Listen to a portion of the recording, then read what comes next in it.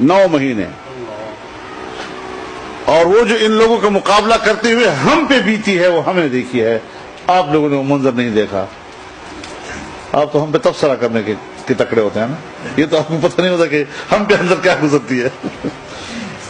Media پہ آ کر آپ ہماری مسکراہٹوں کو دیکھتے ہیں کہ ہاں بڑے عیش میں ہیں یہ لوگ. ہم الحمدللہ بڑے تحمل کے ساتھ 9 مہینے ہم نے گزارے. ہمارے رحمت اللہ کاکڑ صاحب بیٹھے ہیں, یہ میرے رفیق ہوتے تھے. مجھے ایک دفعہ انہوں نے کہا کہ ہم کس لیے بیٹھے ہیں یہاں پر. میں نے کہا جی ہم چوکیدارہ کرنے کے لیے بیٹھے. چوکیدارہ کر رہے ہیں. ہمیں کہتے ہیں تم مولوی لوگ اسلام کے ٹھیکیدار بنتے ہو. میں نے کہا صاحب ٹھیکیدار نہیں بنتے, چوکیدار ضرور ہیں. اور ہم نے چوکیداری کی الحمدللہ, اور خدا کے فضل و کرم سے آئین کا ایک شق اور آئین کے شق کا ایک لفظ بھی تبدیل نہیں کرا سکے اسلامی دفاع سے. نعرہ تکبیر, قائد جمعیت علامہ فضل الرحمان. میرے محترم دوستو, اب اگر ان حالات میں ہم بائیکاٹ کر لیتے اور پارلیمنٹ میں نہ ہوتے تو پھر آپ کا آئین صاف ہو چکا ہوتا. اگر بنگلہ دیش میں فیصلہ آ سکتا ہے کہ بنگلہ دیش کا آئین سیکولر ہونا چاہیے اور مذہب اور مذہبی جماعتوں کا ملک کی سیاست میں کوئی کردار نہیں ہونا چاہیے, پاکستان کے حالات میں اس سے کوئی مختلف نہیں تھے. لیکن یہ ایک چھوٹی سی قوت ہے, یہ ایک قوت ہے, منصورین بالحق.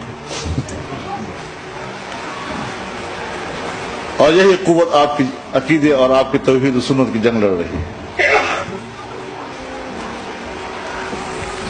اس جماعت کو ایسا نہ سمجھیں جس طرح کے دوسرے مفاداتی دنیا کی پارٹیاں ہوتی ہیں تو صرف اقتدار تک پہنچنے کے لیے نعرے کی سیاست کرتی ہے. ہم نعرے کی سیاست نہیں کرتے, ہم باقاعدہ منشور اور عقیدے کی سیاست کرتے ہیں, نظریے کی سیاست کرتے ہیں. اور الحمدللہ اس محاذ پر اللہ نے ہمیں کامیابی عطا کی. تیسرا امتحان ایک ہمارے اوپر آیا, بہت ہی سنگین امتحان تھا.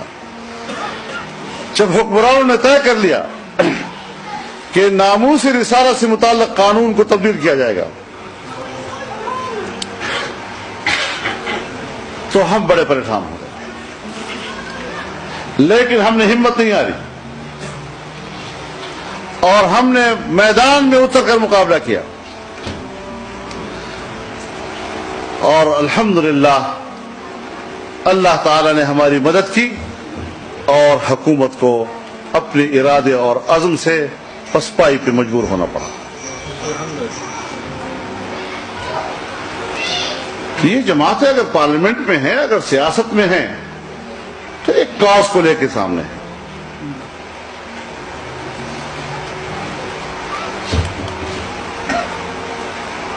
ہم جب کبھی کسی محفل میں جاتے ہیں تو ہم پر سوالات ہوتے ہیں.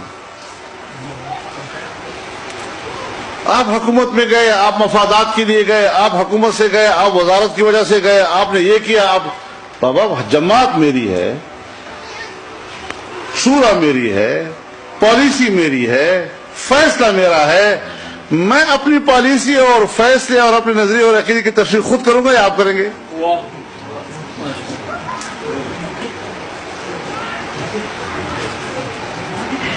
میرے مخالف کو میرے فیصلے کا تبصرہ کرنے کا کیا حق پہنچتا ہے؟ وہ صرف اختلاف کر سکتا ہے کہ حکومت میں آپ کا جانا ٹھیک ہے ہماری نظر میں یا غلط ہے, لیکن اس کی تشریح کا حق مجھے حاصل ہے. میں حکومت سے نکلا تو میرے مخالف کو اس پر تو تبصرہ کرنے کا حق حاصل ہے کہ جانا مفید ہے یا نقصان دہ ہے, لیکن میری نیت کے بارے میں طے کرنا کہ آپ تو اس لیے نکلے اور کہتے یہ ہو اور کرتے وہ. تو جو فیصلہ میرا ہے, بولنے والا میں ہوں, تو پھر بولنے والے کی بول کی تشریح بھی وہ خود کرے گا نا. اور کسی تھڑے پہ بیٹھ کر تو ہم نے فیصلے نہیں کیے, ایک پوری جماعت نے بیٹھ کر مشاورت کے ساتھ فیصلے کیے ہیں. کئی مراحل سے گزر کر ہم نے ایک نقطے پہ پہنچے ہیں.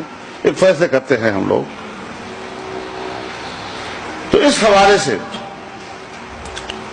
یہ جماعتیں جہاں جہاں کام کر رہی ہیں، اگر ہم پاکستان میں کام کر رہے ہیں، ہم برملا کہتے ہیں کہ ہم پاکستان کے آئین اور قانون کے دائرے میں کام کرنا چاہتے ہیں.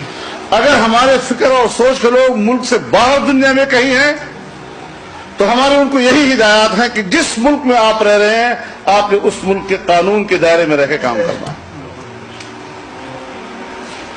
تاکہ دعوت کے راستے کھلے رہیں، مذاکرے کا راستہ کھلا رہے، بات چیت کا راستہ کھلا رہے. لیکن آپ دیکھ رہے ہیں، آپ پورے میڈیا کو اسلام کا تعارف جب بھی کرایا جاتا ہے، کسی فرقہ پرست جماعت کی کوئی خبر آ گئی تو دنیا میں اچھالی جائے گی. پھر ہمیں فوراً ہم پر سوالات ہوں گے، صاحب آپ کی مذہبی جماعتیں انتہا پسند ہیں، صاحب آپ کی مذہبی جماعتیں فرقہ پرست ہیں، صاحب آپ کی مذہبی جماعتیں ایک دوسرے پہ کفر کے فتوے لگا رہے ہیں. تو میں انہیں کہتا ہوں خدا کا خوف کرو، اس مذہبی دنیا میں ہم بھی ہیں اور اتنی بڑی جماعت ہے، اس کا کردار ہے، اس کے رول کو تو آپ نہیں دیکھ رہے. اور اگر کوئی ایک چھوٹی سی تنظیم کسی سائٹ پر کوئی ایسے انتہا پسندانہ اقدام کر لیتی ہے، اس کو آپ پورے اسلام کے نمائندے سمجھ لیتے ہیں.